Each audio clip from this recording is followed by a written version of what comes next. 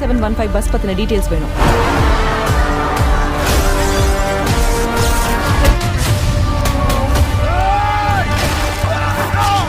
Welcome to my channel. இன்னைக்கு இந்த வீடியோவில் தரமான 5 கிரைம் த்ரில்லர் படங்களை பற்றி தான் பார்க்க போகிறோம். இந்த 5 படங்களும் தமிழ் டப்பிங்லேயே இருக்குது.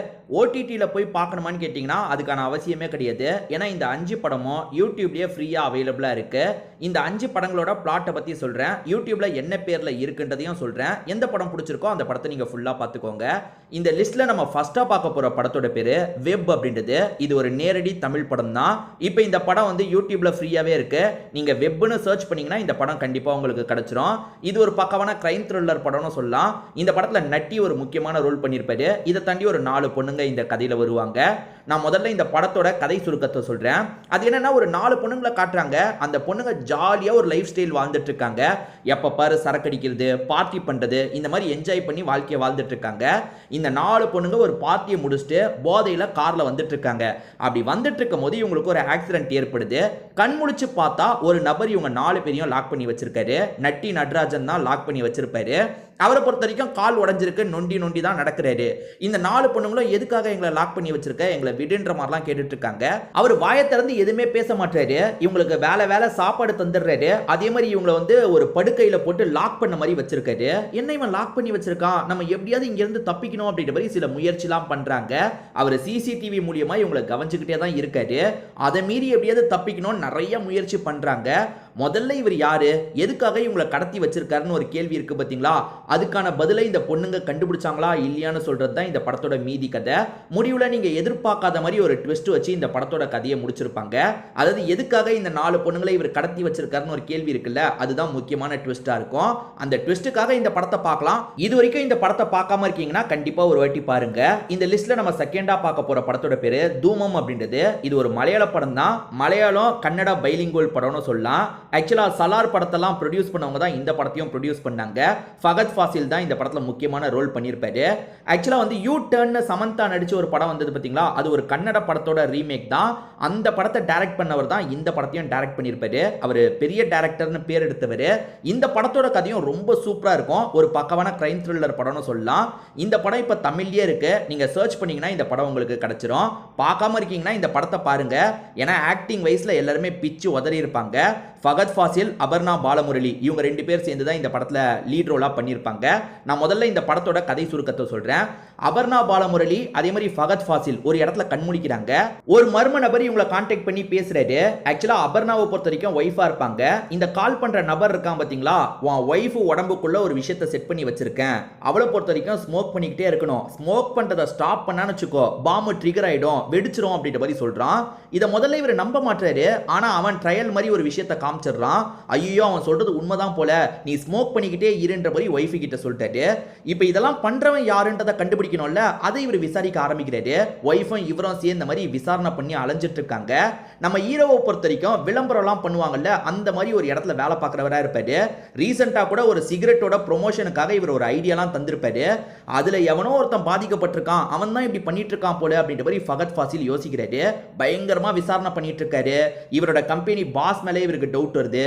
பாஸ்ட்டுக்கு போய் நமக்கு சில விஷயங்களை காட்டுறாங்க, அதே மாதிரி பிரசன்ட்டை காட்டுறாங்க. இப்படி மாறி மாறி வந்துட்டு இருக்கோம். ஃபகத் ஃபாசிலால யாரோ பாதிக்கப்பட்டிருக்காங்க. அப்படி பாதிக்கப்பட்டவங்க தான் இந்த விஷயத்தை பண்றாங்கன்னு இவருக்கு புரியுது. அது யாருன்றதை இவர் கண்டுபிடிச்சாரா இல்லையான்னு சொல்றது தான் இந்த படத்தோட மீதி கதை. இது வரைக்கும் பார்க்காம இருக்கீங்கன்னா பாத்துருங்க. இந்த லிஸ்ட்ல நம்ம 3ஆவதா பார்க்க போற படத்தோட பேரு மூடோ கண்ணு அப்படின்றது. இது ஒரு தெலுங்கு கிரைம் த்ரில்லர் படம்னு சொல்லலாம். 3வது கண் அப்படின்ற பேர்ல இந்த படம் தமிழ் டப்பிங்லயே இருக்கு. ஆக்சுவலா நான் செக் பண்ணும்போது இருந்தது. இப்போ இருக்கா என்னன்றதை நீங்களுமே செக் பண்ணி பாருங்க. ஏன்னா சில சமயம் சில படம் வந்து டெலீட் ஆயிடும். இப்ப தூமம் படம்லாம் கண்டிப்பா இருக்கு, ஏன்னா அபிஷியலா அப்லோட் பண்ணிருக்காங்க. ஆனா இன்னும் சில படங்கள் அபிஷியலா அப்லோட் பண்ணாம சாதாரண ஆளுங்க கூட அப்லோட் பண்ணுவாங்க. அது சில சமயம் இருக்கலாம், சில சமயம் இல்லாமையும் போலாம். நான் இந்த மூடோ கண்ணு, அதாவது 3வது கண்ணுன்ற இந்த படத்தோட பிளாட் என்னன்றதை பத்தி சொல்றேன். ஆக்சுவலா ஒரு ஜட்ஜ் இருக்கார்ல, நிறைய கேஸ்ல தீர்ப்பெல்லாம் வழங்கியிருப்பாரு. இந்த ஜட்ஜை பார்த்து பேட்டி எடுக்கிறதுக்காக மீடியாவை சேர்ந்த ஒருத்தர் வந்திருக்காரு. இந்த ஜட்ஜை பொறுத்த வரைக்கும் இவர் நிறைய கேஸ் ஹேண்டில் பண்ணியிருப்பார்ல, அதை வச்சு ஒரு புக் எழுதலாம்னு முடிவு பண்ணியிருக்காரு. சார் அந்த புக்ல எதை பத்திலாம் எழுத போறீங்க சார், அந்த கேஸ் டீட்டெயிலை பத்தி என்கிட்ட கொஞ்சம் ஷேர் பண்ணிக்கோங்கன்ற மாதிரி மீடியால பேட்டி எடுக்கிற நபர் கேட்கிறாரு. இவர் ஒரு 3 ஸ்டோரியை பத்தி சொல்றாரு. 3மே வேற வேற ஸ்டோரியா இருக்கும். அந்த 3 ஸ்டோரியிலையும் காமனா சில பாயிண்ட் இருக்கும். அந்த 3 ஸ்டோரியும் ரொம்ப இன்ட்ரெஸ்டிங்கா இருக்கும். இது வரைக்கும் இந்த படத்தை பார்க்காம இருக்கீங்கன்னா கண்டிப்பா செக் பண்ணி பாருங்க. இதை இதை தாண்டி அந்த 3 ஸ்டோரியை தனித்தனியா நமக்கு காமிச்சிருவாங்க. இதை தாண்டி ஜட்ஜ் வந்து பேட்டி தந்துட்டு இருக்காருல, அந்த ஸ்டோரியிலயும் சில ட்விஸ்ட் எல்லாம் நடக்கும். சோ எல்லா ஸ்டோரியிலயும் ஒரு சின்ன சின்ன ட்விஸ்ட் எல்லாம் வச்சிருப்பாங்க. அது ரொம்ப இன்ட்ரெஸ்டிங்கா இருக்கும். இது வரைக்கும் இந்த மூன்றாவது கண் அப்படின்ற படத்தை பார்க்காம இருக்கீங்கன்னா ஒன்ஸ் ட்ரை பண்ணி பாருங்க. ஒரு சூப்பரான படம்னு சொல்லலாம். ரன் டைம்லாம் கூட ரொம்ப ஷார்ட்டா இருக்கும். வெறும் 90 நிமிஷம் தான் இருக்கும். ஆனா நிறைய ட்விஸ்ட் அண்ட் டர்ன்ஸ்லாம் இந்த கதையில வச்சிருப்பாங்க. இந்த லிஸ்ட்ல நம்ம நாலாவதா பார்க்க போற படத்தோட பேரு ஓஜா அப்படின்றது. ஆக்சுவலா இது வந்து ஒரு மலையாள படம் தான். ஷனம் அப்படின்ற பேர்ல மலையாளத்துல இந்த படம் வெளியாச்சு. ஒரு பக்கவான ஹாரர் த்ரில்லர் படம்னு சொல்லலாம். தமிழ் டப்பிங்ல வந்து ஓஜான்ற பேர்ல இந்த படத்தை ரிலீஸ் பண்ணிருக்காங்க. தந்தி ஒன்னு ஒரு சேனல் இருக்கு பாத்தீங்களா, அந்த சேனல்ல இந்த படம் அவைலபிளா இருக்கு. இது ஒரு மலையாள படமா இருந்தாலும் பரத் ஒரு முக்கியமான ரோல் பண்ணியிருப்பாரு. அதே மாதிரி லாலு இன்னும் நிறைய பேர் சேர்ந்து தான் இந்த படத்துல நடிச்சிருப்பாங்க. நான் முதல்ல இந்த படத்தோட பிளாட்டை பத்தி சொல்றேன். ஒரு சினிமா காலேஜ் நமக்கு காட்டுறாங்க. அதாவது படம் எடுக்கிற மாதிரி ஆளுங்களா இருப்பாங்கல்ல, அந்த மாதிரி ஒரு காலேஜை காட்டுறாங்க. அங்கதான் பரத் ப்ரொஃபஸரா இருக்காரு. இவருக்குன்னு ஒரு செட் ஆஃப் ஸ்டூடெண்ட்டை ரொம்ப பிடிக்கும். அவங்களோட ப்ராஜெக்ட்ல ஏதாவது ஹெல்ப் பண்ணணும்னு யோசிக்கிறாரு.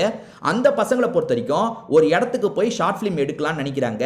அதுக்காக ஒரு வீடை பிக் பண்றாங்க. அந்த வீட்டுக்கு பின்னாடி தான் நிறைய மர்மங்கள்லாம் இருக்கும். இவரை பொறுத்த வரைக்கும் அந்த ஸ்டூடெண்ட்டை ரொம்ப பிடிக்கும்ல, அதாவது நம்ம பரத்துக்கு ஸ்டூடெண்ட்ஸ் ரொம்ப பிடிக்கும்ல, அவங்களுக்கு சப்போர்ட்டிவா போலான்ற மாதிரி இவருமே அந்த இடத்துக்கு வந்திருப்பாரு. அந்த வீட்டில் லாலை பொறுத்த வரைக்கும் வேற ஒரு கெஸ்டா இருக்காரு. இவங்களுமே லாலோட ஆக்டிவிட்டியை கவனிக்கிறாங்க. ஏதோ தப்பா இருக்க மாதிரியே இருக்கு. இந்த மனுஷனோட ஆக்டிவிட்டியில ஏதோ தப்பா இருக்குன்ற மாதிரி யோசிக்கிறாங்க. இதை தாண்டி இந்த வீட்டிலையும் நிறைய அமானுஷம் இருக்கிறத ஃபீல் பண்றாங்க. இந்த வீட்டில் கண்டிப்பா ஏதோ பேய் பிசாசு இருக்கு. அந்த பேய் யாரு என்னன்ற மாதிரிலாம் இந்த பசங்க ஆராய்ச்சி செய்ய ஆரம்பிக்கிறாங்க. ஏன்னா பேய் வந்து இவங்கள ஒருத்தரை டார்ச்சர்லாம் பண்ண ஆரம்பிக்குது. சோ அந்த பேயோட ஃபிளாஷ்பேக் என்னன்றதை இவங்க தெரிஞ்சுக்கிட்டாங்களா இல்லையான்றது தான் இந்த படத்தோட மீதி கதை.